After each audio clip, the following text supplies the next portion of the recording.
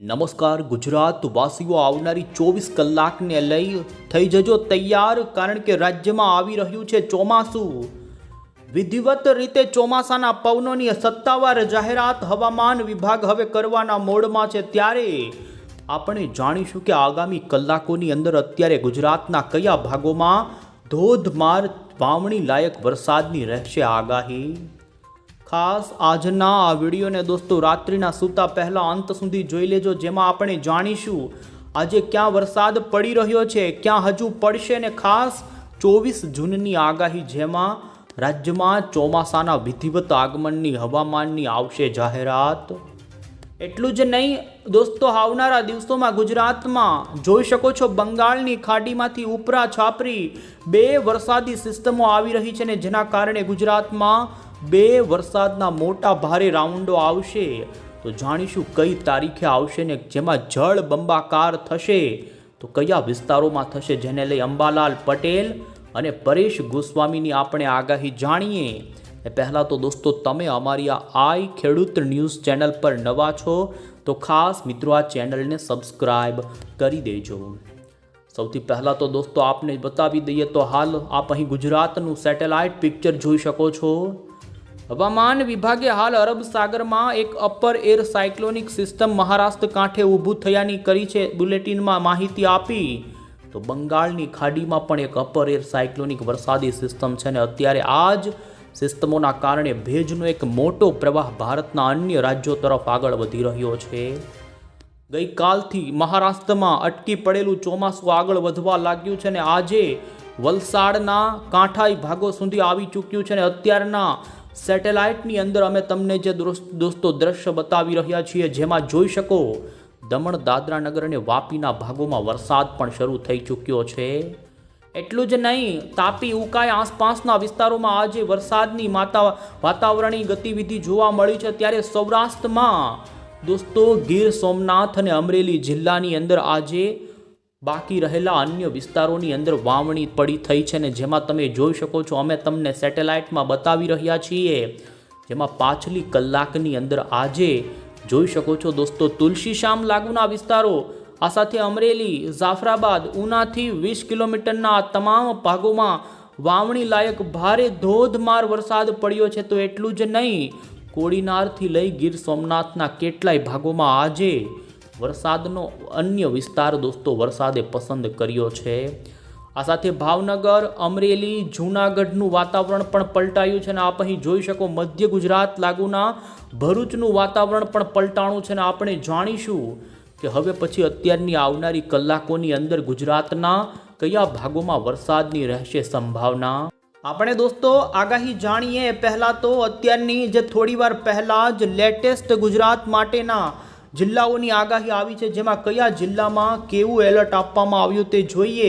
તો તમે જોઈ શકો છો દોસ્તો રાજ્યના આ પીળા કલર કરેલા રંગોવાળા જિલ્લાની અંદર તે જિલ્લાના છૂટા છવાયા સ્થળોની અંદર ખાસ કરીને ભારે વરસાદની આગાહી રહેશે. સૌરાષ્ટ્રની અંદર ભાવનગર અને અમરેલી જિલ્લાના કેટલાય સ્થળો માટે હવામાનની ભારે વરસાદની આગાહી છે. તો આ સાથે દક્ષિણ ગુજરાતના દરિયાકાંઠાના નવસારી, સુરત, દમણ, દાદરા નગર હવેલી, વલસાડ અને ડાંગ જિલ્લાના વાતાવરણ માટે હવામાન વિભાગે દોસ્તો ભારે વરસાદ એટલે કે 2 ઇંચ કરતાં પણ વધુ વરસાદ ઇંચનો પડે. જોકે આમ તો આવનારી કલાકોની અંદર અન્ય વિસ્તારોમાં પણ હળવો મધ્યમ વરસાદ પડશે, અને જેને લઈ આપ અહીં નજર કરી શકો છો દોસ્તો રાજકોટ, બોટાદ, અમરેલી, ભાવનગરથી લઈ મધ્ય ગુજરાત લાગુ પૂર્વના છોટા ઉદેપુર, વડોદરા, ભરૂચ, સુરત, તાપીના ભાગોમાં પણ ગાજવીજ સાથેના વરસાદની આગાહી કરવામાં આવી છે. જોકે ઉત્તર ગુજરાત, કચ્છના વાતાવરણની અંદર હાલ અત્યારે કોઈ મોટા વરસાદની સંભાવના નથી, અને અમે તમને દોસ્તો જોઈ શકો છો વરસાદ પડેલા દ્રશ્યો બતાવી રહ્યા છીએ, જે બગદાણા બાપા સીતારામના આશ્રમમાં આજે જે વરસાદ પડ્યો જેનો અમે અહીં વિડીયો બતાવી રહ્યા છીએ, જેમાં જોઈ શકો વરસાદી માહોલ બનતા વાતાવરણમાં ઠંડક પ્રસરી હતી. તો આ સાથે જ અમરેલી અને ગીર સોમનાથના અન્ય વિસ્તારોમાં પણ વરસાદ નોંધાણા છે. તમે દોસ્તો ગુજરાત હવામાન વિભાગની 29 જૂન સુધીની આગાહી જોઈ શકો છો, જેમાં ખાસ કરી હવામાન વિભાગે 24 તારીખથી 25 તારીખ ઉપર જોઈ શકો સૌરાષ્ટ્ર, અને દક્ષિણ ગુજરાતના છૂટાછવાયા કેટલાય સ્થળોમાં હળવો મધ્યમ વરસાદ આગાહીનો આપ્યો છે. અને ખાસ 27 જૂન પછી વરસાદની તીવ્રતા વધે ને જેને લઈ મધ્ય ગુજરાત અને પૂર્વ ગુજરાતમાં પણ વરસાદની હવામાન વિભાગે અત્યારથી જ એડવાન્સમાં આગાહી આપી દીધી છે. આમ 29 જૂન સુધી આપ અહીં જોઈ શકો છો હવામાન વિભાગે ગુજરાતના આ વિસ્તારોમાં વરસાદની આગાહી આપી. ત્યારે હવે પછી આપણે દોસ્તો અહીં મોડલની અંદર જોઈ લઈએ તો ખાસ અત્યારે 24 કલાકમાં કઈ જગ્યાએ વરસાદની સંભાવના રહેશે. આપ અહીં જોઈ શકો છો ખાસ કરીને દોસ્તો દક્ષિણ ગુજરાતના હવે પછીની કલાકોને લઈ મહારાષ્ટ્ર લાગુ બોર્ડર કાંઠાના ભાગોની અંદર ધોધમાર વરસાદ થવાની આગાહી છે ને જેમાં વાપી, વલસાડ, નવસારી, ડાંગ, આહવા આસપાસના વાતાવરણમાં રાજ્યના આ વિસ્તારોમાં વધુ સંભાવના હાલ જોવા મળી રહી છે. તો આ સાથે જ આપ જોઈ શકો છો વહેલી સવાર દરમિયાન 24 જૂનની વહેલી સવારે દક્ષિણ ગુજરાતના સુરત લાગુના વાતાવરણમાં પણ ધોધમાર વરસાદી વાતાવરણ ઊભું થઈ શકે છે અને ઠંડક વાતાવરણમાં પ્રસરે. અને દોસ્તો અનુમાન છે કે 24 જૂન ઉપર હવામાન વિભાગ જે ચોમાસાના આગળ વધવાના દોસ્તો મેપને જાહેર કરશે જેમાં ગુજરાતમાં ચોમાસું એન્ટ્રીની થઈ શકે છે જાહેરાત 24 જૂન ઉપર.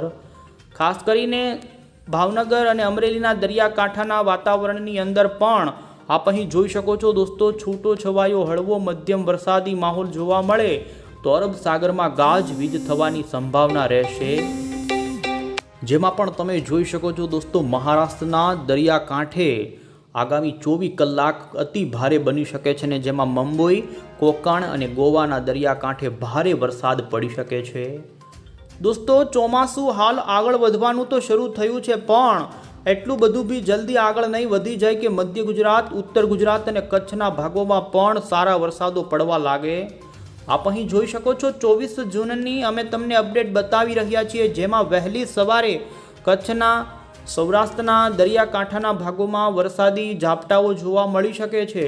તો મધ્ય ગુજરાતમાં પણ ખાસ કરીને વાદળિયું વાતાવરણ રચાય અને 24 તારીખની બપોર પછી ફરી દોસ્તો આપ અહીં નજર કરી શકો છો જેમાં અમે તમને બતાવી રહ્યા છીએ ખાસ સૌરાષ્ટ્રના ભાવનગર જિલ્લાના વાતાવરણમાં ધોધમાર વરસાદ પડે જેમાં પાલીતાણા, અલંગ, ઘોઘા, તળાજા, મહુવા, અન્ય જેસર, ગારિયાધાર, રાજુલા લાગુ વિસ્તારો, ધારી, અમરેલીના અન્ય ગીર સોમનાથ અને જૂનાગઢ આસપાસના વાતાવરણની અંદર 24 તારીખ બપોર પછી વરસાદની આગાહી.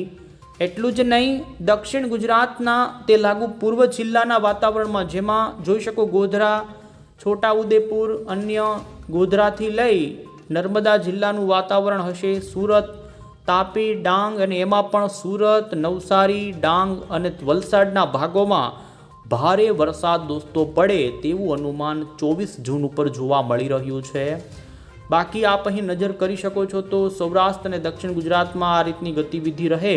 મધ્ય ગુજરાતમાં ખાલી વાદળિયું વાતાવરણને કોઈક જ સ્થળે થંડરસ્ટોર્મ રચાઈ જાય તો જોઈ શકો છો આપ વડોદરાના આસપાસના છોટાઉદેપુર, બોડેલી લાગુથી લઈ દાહોદ વચ્ચેના પંથકોમાં હળવો મધ્યમ વરસાદ નોંધાઈ શકે. બાકી વધુ સંભાવના આપ અહીં જોઈ શકો છો દોસ્તો ઉત્તર ગુજરાત અને કચ્છ માટે જોવા નથી મળતી.